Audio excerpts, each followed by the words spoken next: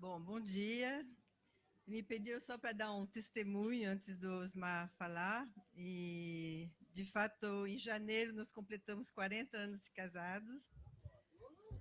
E realmente foi esse tempo que a gente está em Portugal, onde a gente está muito os dois juntos, né? A gente pôde até lidar com algumas diferenças, alguns conflitos que vieram à tona e também renovar o nosso voto um com o outro.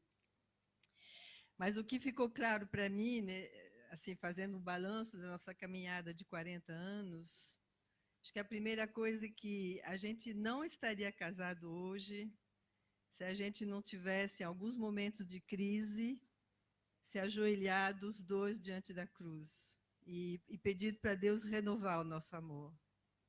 Porque é claro que tem momentos de crise que parece muito mais fácil se separar, né? Parece muito mais fácil se fechar, parece muito mais fácil se recolher e desistir da relação.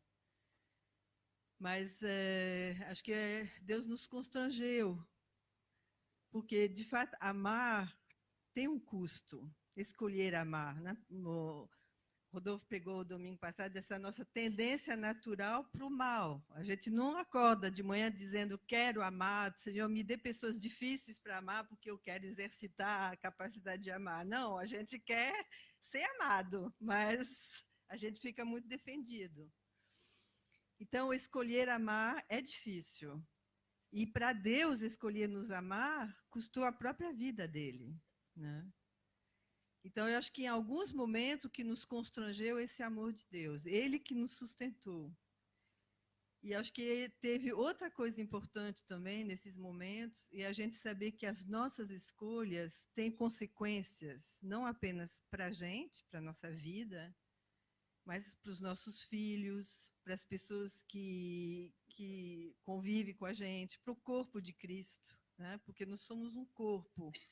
Quando um do corpo está doente, o corpo fica enfraquecido, né? Então, a gente tem uma responsabilidade, não apenas a nossa vida, mas pelas pessoas que estão perto de nós e que a gente precisa zelar por elas, né? Então, essa percepção desse processo de santificação, não apenas porque Deus nos ama e quer que a gente fique mais perto dele, se pareça cada vez mais com ele, mas para cuidar também das pessoas que ele nos confiou, né? Para cuidar das pessoas que estão em volta.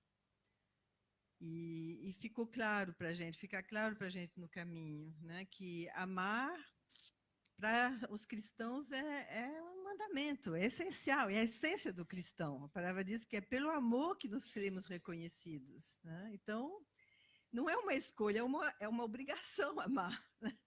No sentido de que se a gente é cristão, é uma coerência escolher amar, né? Mas, ao mesmo tempo, é fruto do Espírito. E é isso que foi super importante na nossa caminhada, porque na hora que a gente não conseguia amar, na hora que a nossa reação era de mágoa, de ressentimento, de frustração, de decepção, de agressividade até, né? Mas na hora que a gente não conseguia amar, acho que o Espírito nos capacitou e renovou. Não foi uma coisa mágica, né? Não é uma coisa de uma hora para outra, é um processo.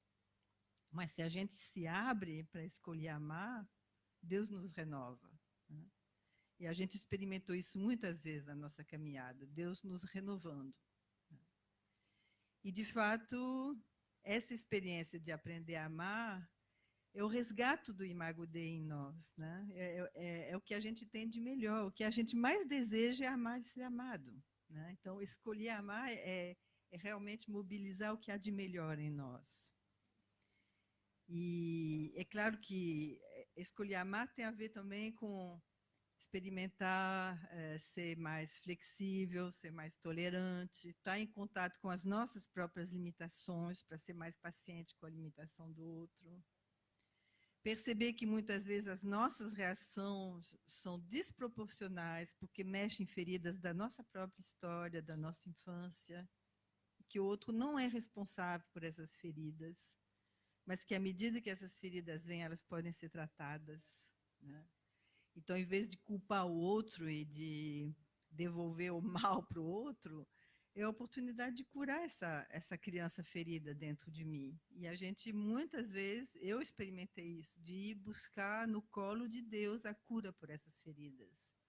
Porque só Deus pode curar e preencher esse desejo de amor que realmente só Ele pode suprir, né?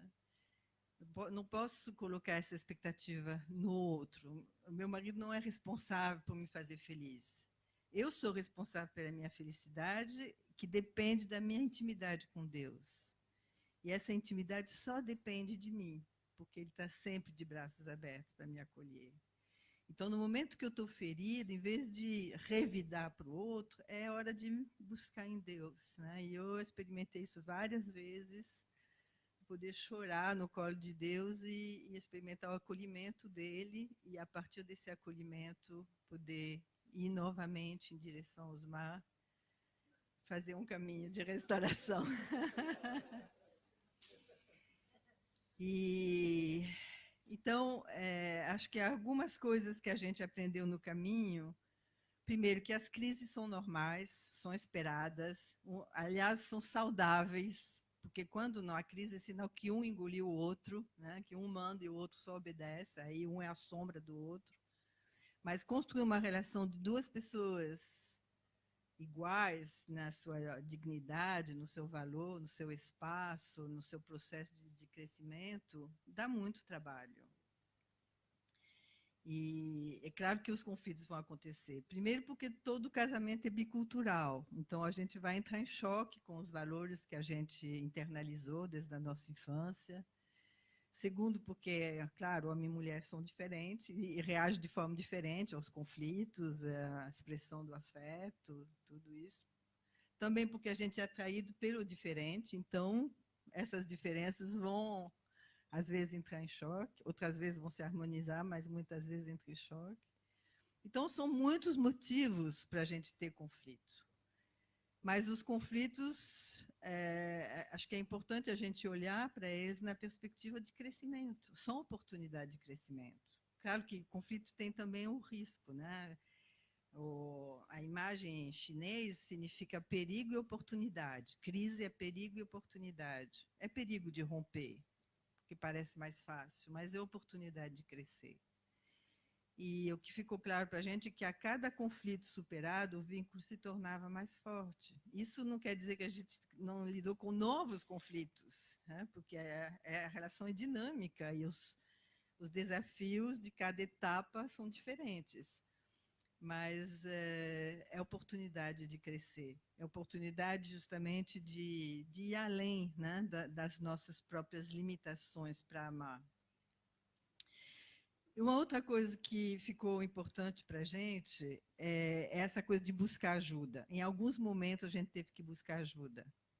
Eu vou trazer a sardinha para mim, porque eu sou terapeuta de casal, né? Mas em algumas vezes a gente buscou uma terapeuta, que foi a Argo Burke, uma mentora nossa, terapeuta de casal, e realmente foi com ela que a gente conseguiu desamarrar, desvendar algumas coisas que a gente não conseguia resolver sozinhos. E nesses momentos que algumas coisas ficaram claras. Primeiro, que tem alguns conflitos que não se resolvem. Osmar diz só no céu, né?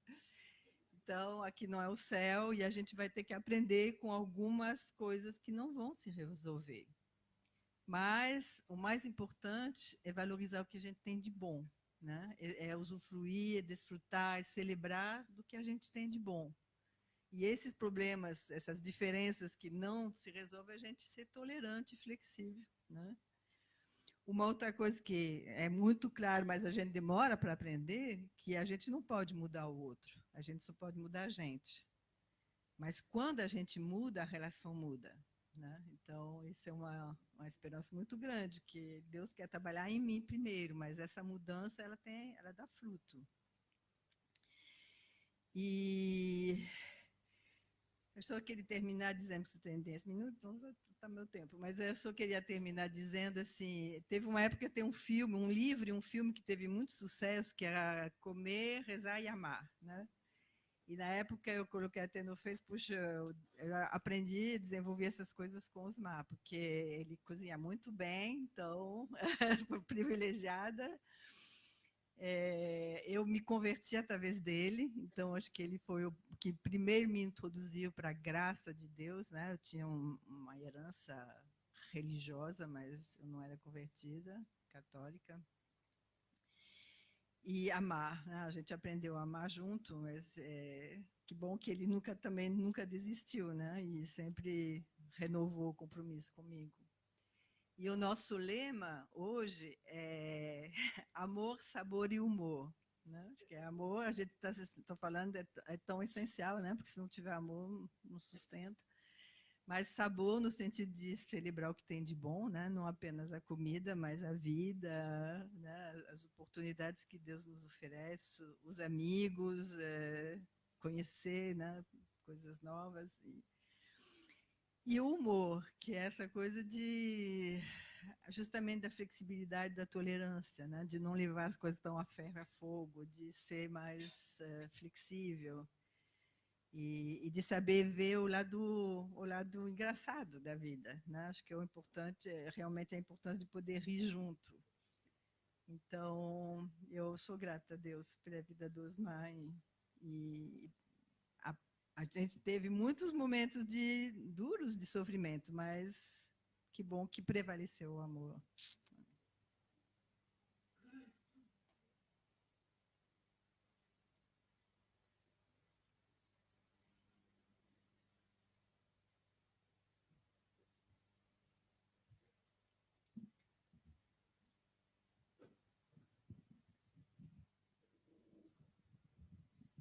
Bom, a gente poderia até parar por aqui, né?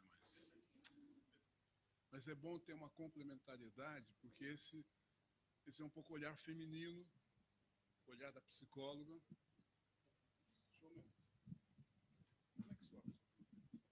E agora a gente vai ouvir um pouco o olhar masculino e o olhar do teólogo. São duas coisas importantes.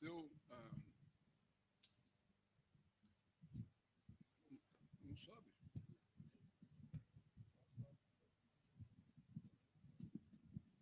Então deixa.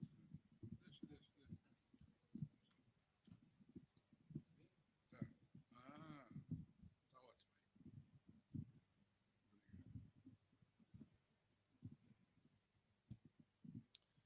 Então,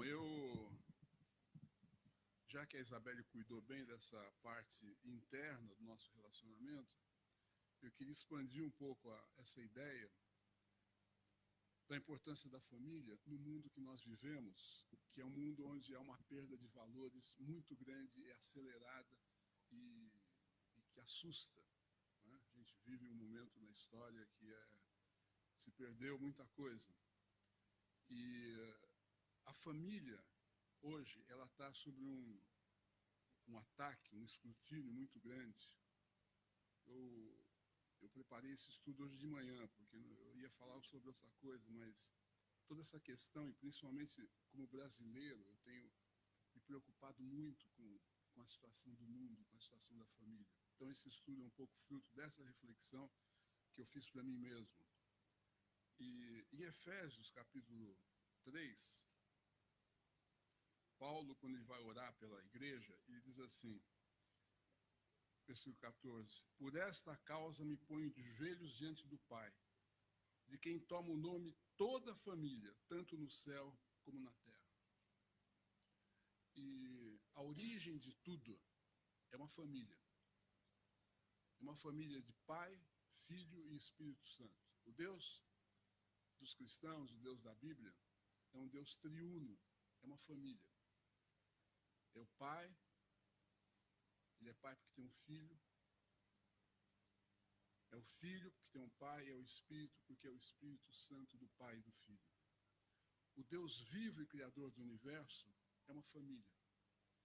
E aí, nós podemos também chamar Deus de Pai e vivemos como irmãos.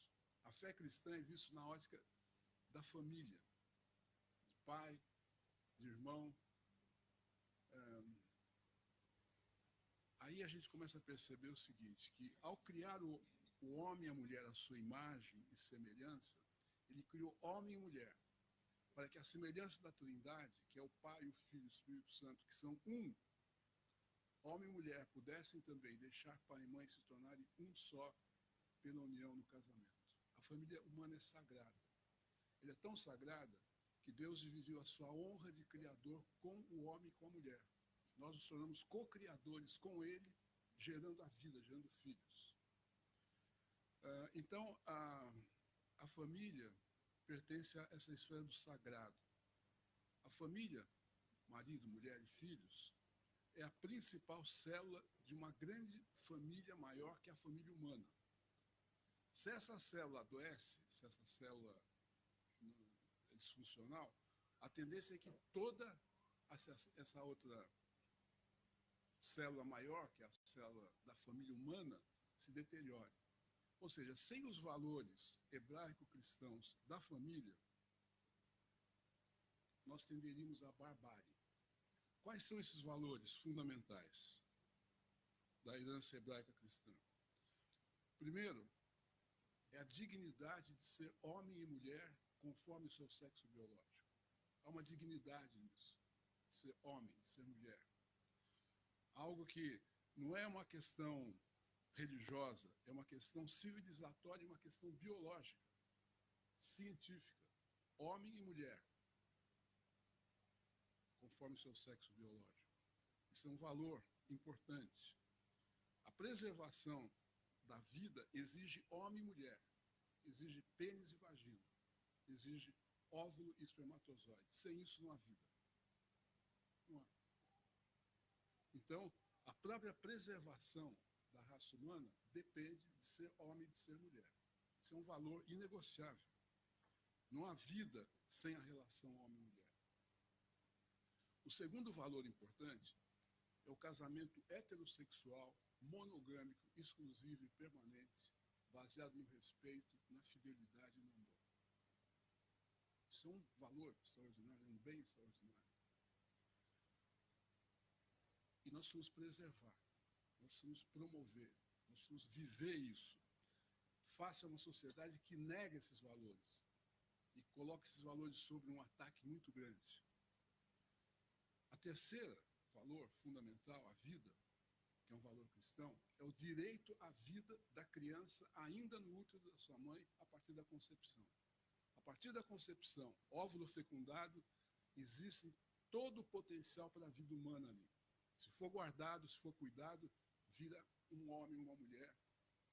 Mas isso também está sob ataque. O direito à vida.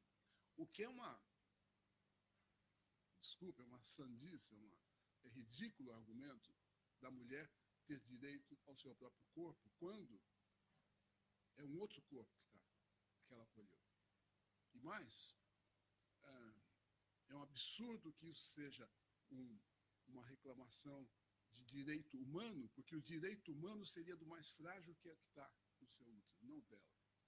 Se fosse pensar em direitos humanos, o direito da criança viria antes. Então, Deus, ao fazer a família, ele deu à família o cuidado das criaturas mais frágeis e dependentes. A criança e o idoso.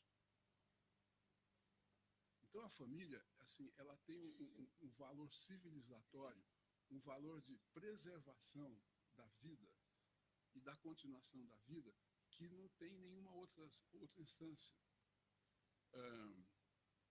Quando o tecido humano, na família nuclear, pai, filhos, que é a principal célula, adoece, todo o tecido humano, social, político, econômico, adoece junto.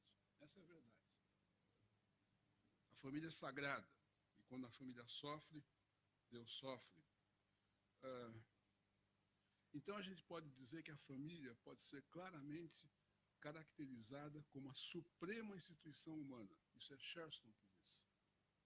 A família pode ser claramente caracterizada como a suprema instituição humana, a mais valiosa, a mais preciosa, e, no entanto, a mais atacada, a menos celebrada. Todos deveriam admitir que ela tem sido até agora a célula-mãe e a unidade central de quase todas as outras sociedades. Chesterton que diz isso. A família nuclear é a guardiã dos valores fundamentais que sustentam a sociedade.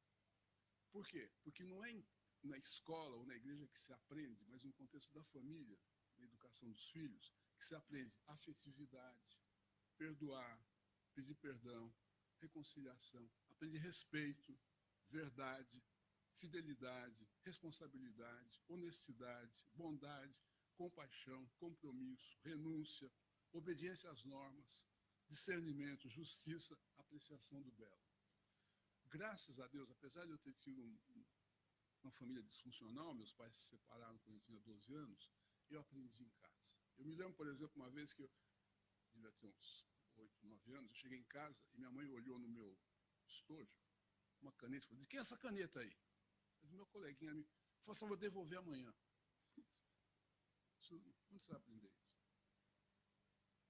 Ou então, você falou uma mentira, vai lavar a boca com sabão. Pode falar mentira aqui. O que põe no prato tem que comer. E dar graças a Deus, depois levar o prato na pia lá. São essas coisas que a gente aprende em casa. E se não aprender em casa, não vai aprender mais. O respeito aos mais velhos, respeito aos professores, respeito às autoridades, falar a verdade, pedir perdão, perdoar, né? Briga de irmão, sai, tapa e tal, agora pede perdão para o outro aí, dá um beijinho e tal. Onde você vai aprender isso? Então, queridos, cada geração é responsável de transmitir esses valores para a próxima. Não somente para os seus filhos, mas para outros filhos que não têm pais ou que estão à deriva, porque esses valores eles já não encontram em lugar nenhum mais. Isso é tarefa da igreja, tarefa nossa. E a família, como eu disse, está sob um ataque furioso com o objetivo de destruí-la. E é um ataque que vem dos dois polos ideológicos extremos. De um lado, o materialismo dialético. Para o materialismo dialético, a família é um empecilho para o Estado e para o partido. Porque é uma célula que se reproduz, produz materialmente para si, divide, é solidária, acumula, faz poupança, deseja ter bens próprios, tem suas próprias normas. O Estado não gosta disso, o Estado totalitário. Isso é atribuição do Estado para eles. Mas, por outro lado, esse capitalismo, essa economia liberal, a família é um empecilho ao consumo. Que uma família nuclear estável, que se ama e que tem muita troca, consome pouco. Você quebra essa família, marido tem um apartamento novo, geladeira, né? Mulher, mesma coisa. Os filhos, se tiver um gay, então é ótimo, porque esse consome muito. Aliás, quanto mais carente eu sou, mais eu vou investir no consumo. Mais eu preciso de investir na aparência, porque o meu interior está vazio. Quanto mais carente de afeto, mais eu consumo bens materiais. O mercado sabe disso. Claro, hoje a família, assim, há pouca troca afetiva. Até famílias cristãs normais, cada um está no seu quarto com o seu tablet, ou está na mesa com o seu celular. Não se olha mais um para o outro. E aí um quer comida chinesa, o outro quer comida portuguesa, o outro quer pizza, e daí ainda bem que tem o delivery, né? Cada um traz, daí cada um come a sua coisinha lá. E a gente perdeu completamente esses ideais, essa força, que é uma força onde o amor prospera, porque a família é o grande aprendizado para amar. Sem família eu não preciso amar ninguém. Eu fico sozinho, faço, vou e tal. Agora, quando eu moro sob um mesmo teto, tem filho, os sogros vêm visitar daí, tem que exercitar o tempo todo o amor, perdão, reconciliação. Por isso dá trabalho de ficar casado, é melhor ficar solteiro. Claro, é muito mais egoísta, muito mais... Não tem ninguém para me namorar, eu faço o que eu quero, saio o que eu quero, compro o que eu quero, não tem ninguém dando palpite, não tem que discutir a relação.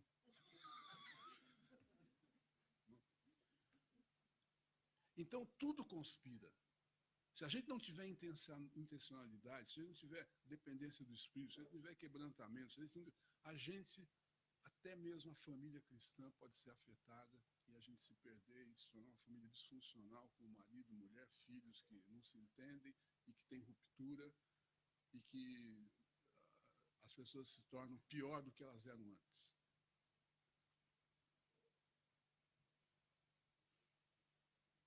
É em casa que ensinamos os filhos a andar nos caminhos do Senhor. Não dá para terceirizar isso. É em casa que nós ensinamos os filhos os valores essenciais para a vida humana. Não dá para terceirizar isso.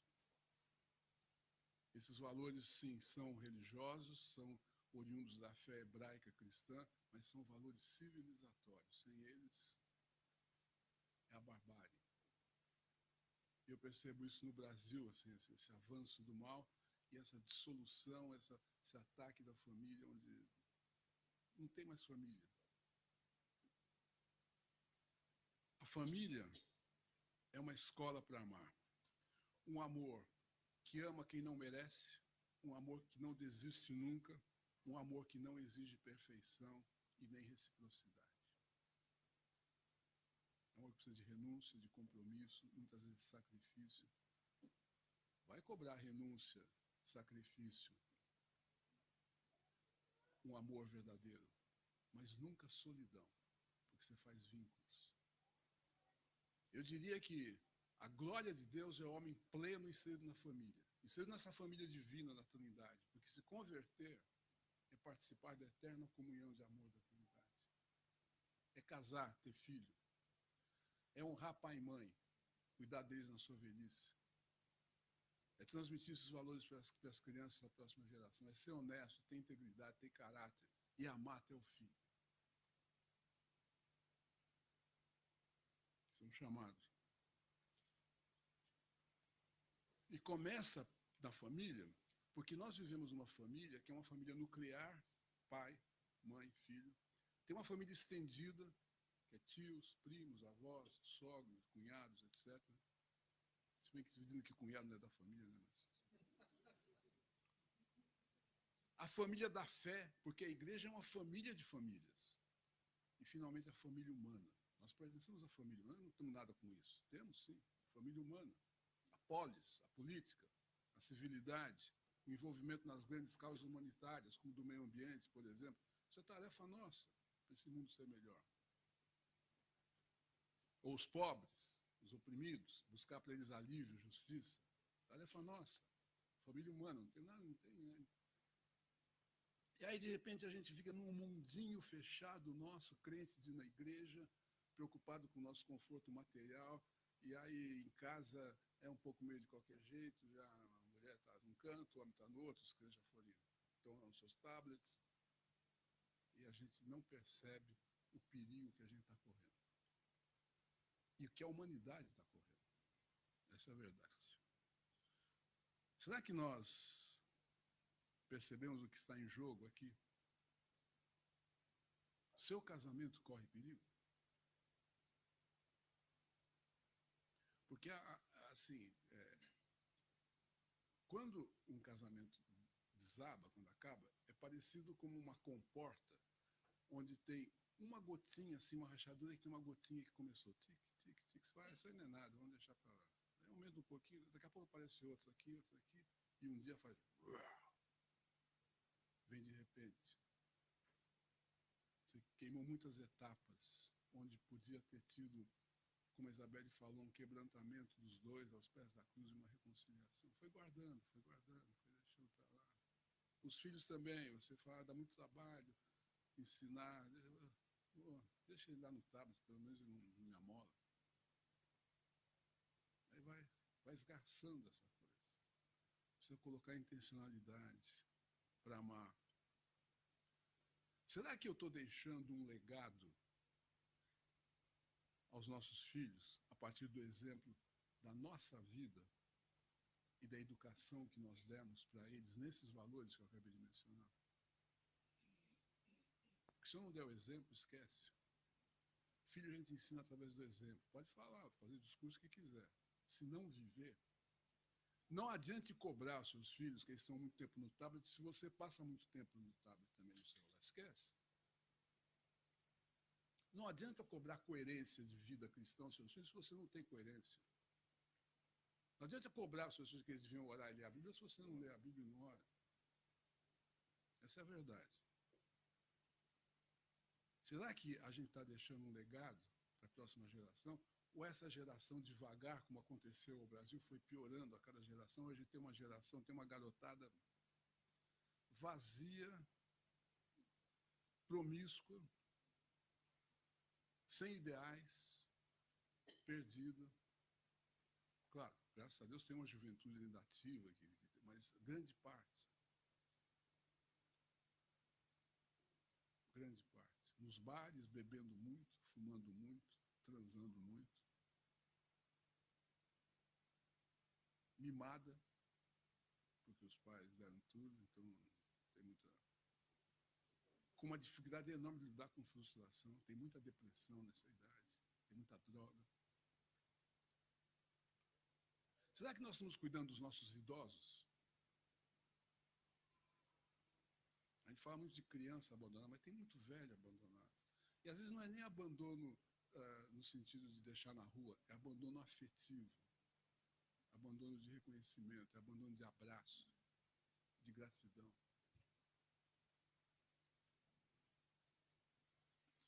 E na igreja? Nós estamos fazendo amizades na igreja, verdadeiras. Uma amiga com uma faca que afia outra faca. Será que tem gente que pode se abrir comigo e contar suas mazelas e suas histórias? E eu tenho pessoas com quem eu posso contar as minhas mazelas, as minhas histórias? Amizade espiritual, verdadeira, de comunhão. Será que nós nos envolvemos com a polis, com essa realidade humana caótica, de pobreza, de ameaça ao meio ambiente, de uma sociedade que se degrada, que se esgarça, sem valores? Grande responsabilidade nós temos como cristãos. Grande. E tudo que se exige é vida quebrantada e dependente de Deus. É uma vida devotada a uma causa muito maior do que esse nosso mundinho aí que a gente está preocupado. Com o que comer, com o que beber, com a próxima viagem, com o meu vizinho que faz barulho. Coisa muito maior. E como eu disse, é um combate que pode cobrar sacrifício, mas nunca exige solidão. Porque nesse afã de preservar a família, que é o vínculo, que é o afeto, que é a intimidade, eu vou fazendo ao longo da minha vida uma rede extraordinária. Que começa com a minha mulher, com os meus filhos, e passa pela vizinhança, passa pela igreja. E aí, rede é literalmente rede, no sentido daquela rede que se coloca embaixo dos trapezistas, para que eles possam fazer as cambalhotas mais extraordinárias e arriscadas, porque tem sustentação se ele cair lá de cima. Pá, cai na rede. Eu tenho uma rede assim.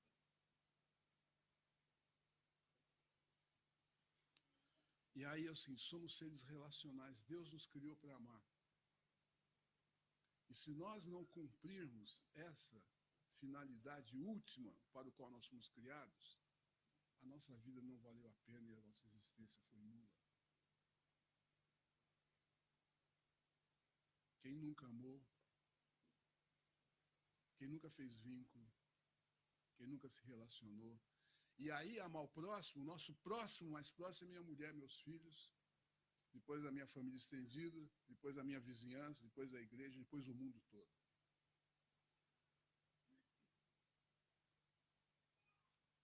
A nossa alegria, a nossa plenitude, o que o homem tem de melhor, o alcance máximo da sua plenitude, da sua alegria, é a consumação de vínculos afetivos, de intimidade que eu vou fazendo ao longo da vida. Com Deus, comigo mesmo e com o próximo. Esse é o mandamento, amar a Deus, ao próximo como a si mesmo. E a gente muitas vezes se perde com tantas outras coisas e nunca realmente amou. Se nós pudéssemos medir o crescimento espiritual e a maturidade de um cristão, a gente diria o seguinte, que nós nos tornamos maduros, e nós nos tornamos adultos na fé, o quanto mais amorosos, perdoadores, ternos, carinhosos, solidários, afetivos nós nos tornamos ao longo da vida. E se eu não fizer esse caminho intencional, se eu não me quebrar diante de Deus, se eu não encarar esses valores dos quais eu discorri aqui como fundamentais para a vida, se eu relaxar um pouco, a tendência é eu me tornar uma pessoa rígida, solitária, distante, fria, insensível, e que está acontecendo em grande escala nesse mundo hoje, e interessada só no meu bem-estar.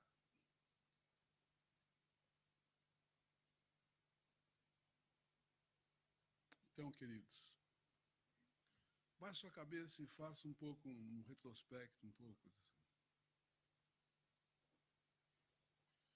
A glória de Deus, eu diria, é homem pleno na família. Família com ele, família com a mulher, marido, filhos, família estendida, família da fé, igreja, família humana. E aí nós olhamos para Jesus Cristo e nós vemos o homem, como deveria ser, é o homem para os demais, não é para si mesmo. Esse é o Cristo que nós seguimos. É o homem para os demais. Inserido na Trindade como filho, ele desfruta da intimidade com o Pai. Ele tem pai e tem mãe, Antônio e Maria. Ele tem irmãos. Ele tem amigos. E ele se projeta para o mundo como um instrumento de Deus para que o mundo seja melhor. Essa é a nossa vocação, o nosso chamado. Como é que está a sua relação com Deus? Como é que está a sua relação com a mulher e os filhos? Como é que está a tua relação com a família estendida? Como é que está a relação com a família da fé na igreja? Como é que está a tua relação com a família humana?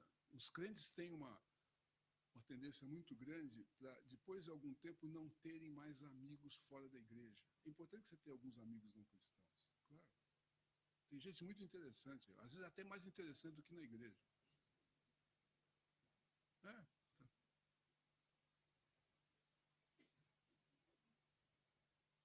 Então, abaixe sua cabeça, faça um pequeno retrospecto. E aí, do seu lugar, faça uma oração a Deus, do lugar onde você está, hoje, aqui agora, na família, nas diversas famílias a qual você pertence.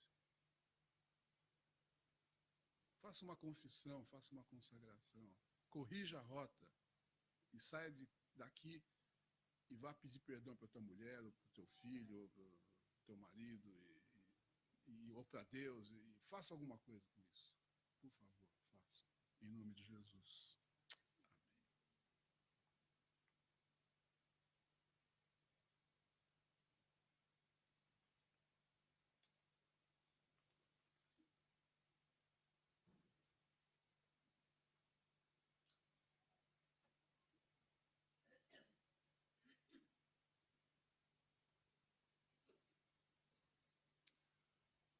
Não existe nada melhor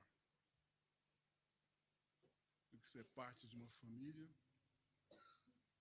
onde se troca afetos e onde os conflitos são resolvidos na base do perdão e da reconciliação. Não existe nada melhor, gente. Creiam. Em nome de Jesus.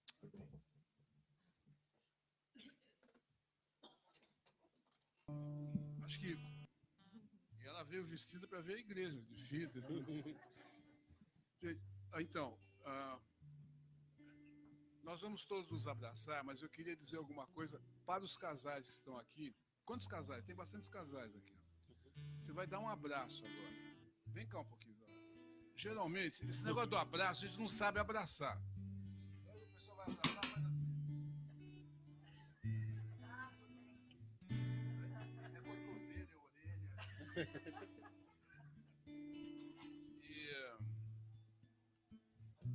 Diz que a mão estendida assim é porque era a mão da espada. Então o romano que fizesse assim e vinha em paz, o outro também, daí o cumprimento dela. E o abraço é uma expressão de afeto, ainda além da mão estendida, mas os brasileiros inventaram o tapinha nas costas para ver se não tem nenhuma faca escondida atrás. Mas abraço, gente, é coração com coração.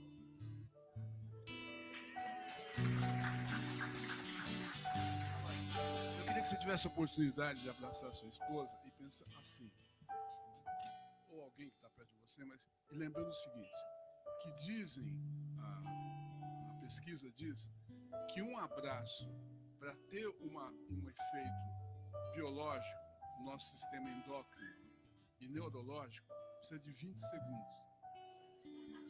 Se for... E aí algo acontece.